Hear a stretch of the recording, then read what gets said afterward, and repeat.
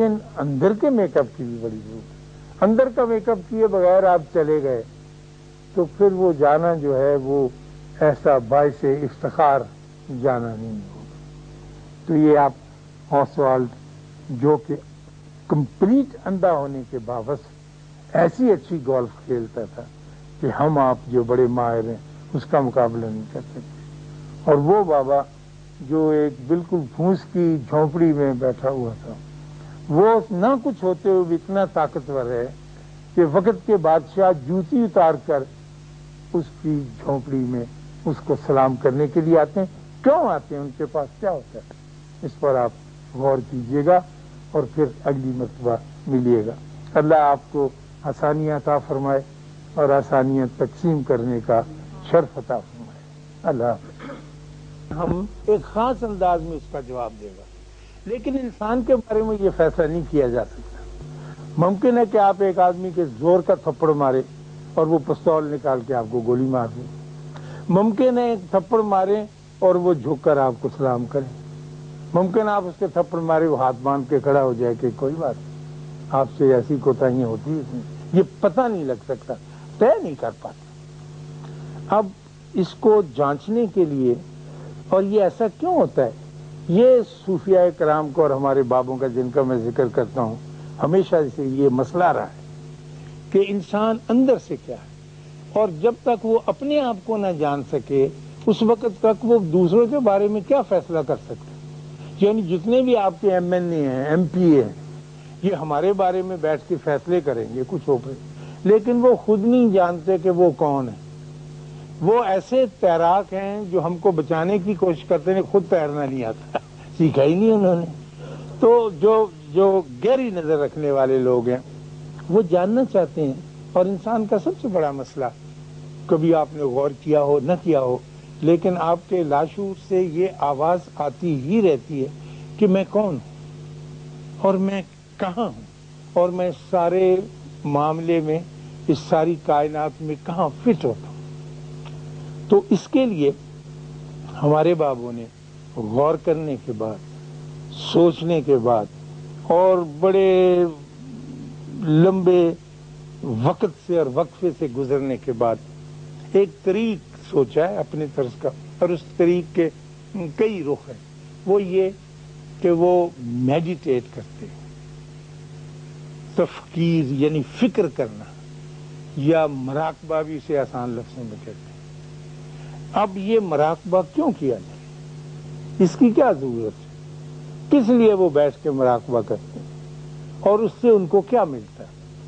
مراقبے کی ضرورت اس لیے محسوس ہوتی ہے کہ کوئی ایسی مشین، کوئی ایسا آلہ ایجاد نہیں ہوا جو لگا کر بندے کو یہ بتا سکے کہ what am I, who am I, اور میں کیا ہوں. اس کے لیے انسان کو خود ہی مشین بننا پڑتا ہے، خود ہی سبجیکٹ بننا پڑتا ہے، خود ہی جانچنے والا. آپ ہی ڈاکٹر ہے، وہ آپ ہی مریض ہے.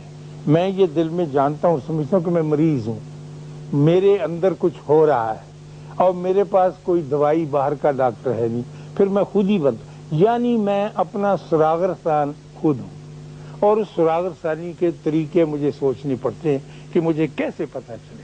بہت اچھے لوگ ہوتے ہیں، بڑے پیارے لوگ ہوتے ہیں، لیکن ان سے کچھ ایسی باتیں سرزد ہوتی رہتی ہیں کہ وہ حیران ہوتے ہیں کہ میں عبادت گزار بھی ہوں، میں اچھا آدمی بھی، بھلا بھی آدمی ہوں، لیکن مجھے یہ نہیں پتہ چل پایا کہ میں ہوں کون. اور پتہ یوں نہیں چل پاتا اس کو، اور اس کی وجہ یہ ہے کہ اللہ نے انسان کے اندر اپنی پھونک ماری ہوئی ہے اور وہ چلی آ رہی ہے، اور اس کو آپ اریز نہیں کر سکتے، اس کو آپ پردہ کھول کے دیکھ نہیں سکتے. آپ ایک لفظ یاد رکھیے گا، سیلف کا، میں نے ذات. اقبال جسے خود ہی کہتا ہے، خود کیا ہے، اور اس کو خیشتن، کئی الفاظ ہیں اس کے لیے، لیکن ذات زیادہ آسان ہے، جس سے بناتی ہے ذات اپنی قبائل صفات. حضرت علامہ نے اس لفظ کو بہت استعمال کیا اور اس کے بارے میں انہوں نے بہت غور بھی کیا.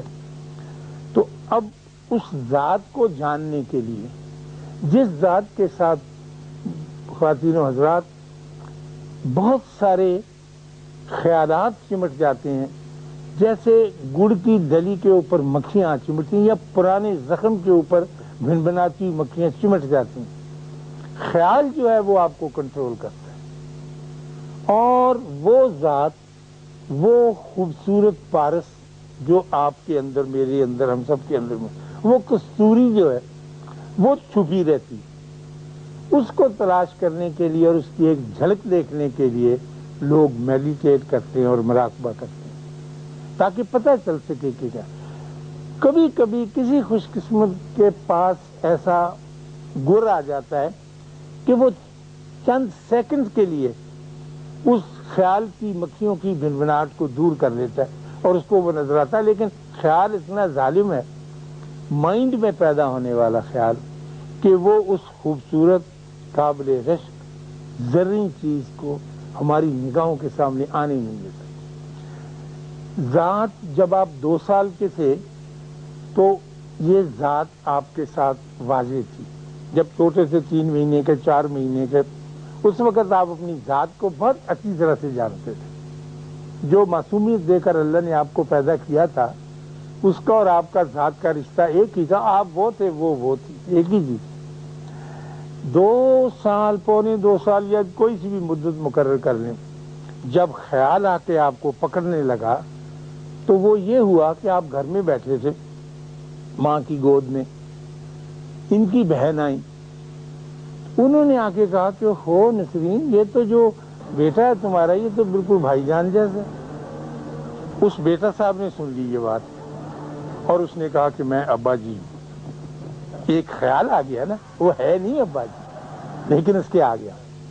پھر یہ ایک دوسری پھوپھی آ گئی، انہوں نے آ کے کہا کہ اس کی تو آنکھیں بڑی خوبصورت ہیں، تو بہت اچھی، اس نے کہا کہ میں خوبصورت آنکھوں والا ہیرو ہوں۔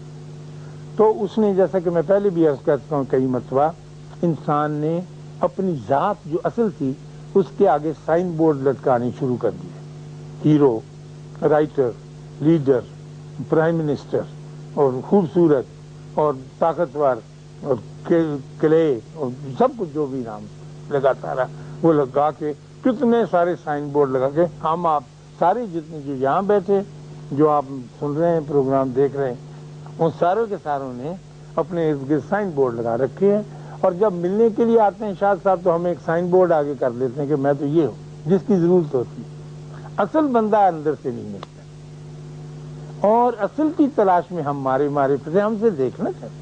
اللہ کی ایک اتنی بڑی پھونک لگی ہوئی ہے ہمارے اوپر، اور اپنی روح اس نے پھونکی ہوئی ہے، تو ہم چاہتے ہیں اس سے فائدہ اٹھائیں اور اس کی خوشبو لیں ایک دفعہ، تو اس کے لیے تڑپتے ہیں اور مرتے ہیں لوگ، جاننا چاہتے ہیں۔ اور وہ ذات جو ہے جو اللہ کی خوشبو سے معطر ہے، اس کے اوپر بوجھ، جیسا کہ میں کہہ رہا ہوں، تو خیال کا پڑا ہوا ہے۔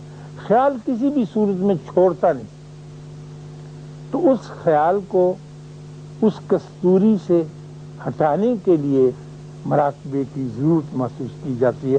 آپ کے دل میں خیال پیدا بھی کیوں کرے آدمی؟ اس لیے کہ آدمی ذرا ٹھیک ہو، اس کو پتہ چلے کہ تو اس کو نماز میں بھی مزہ آنے لگے۔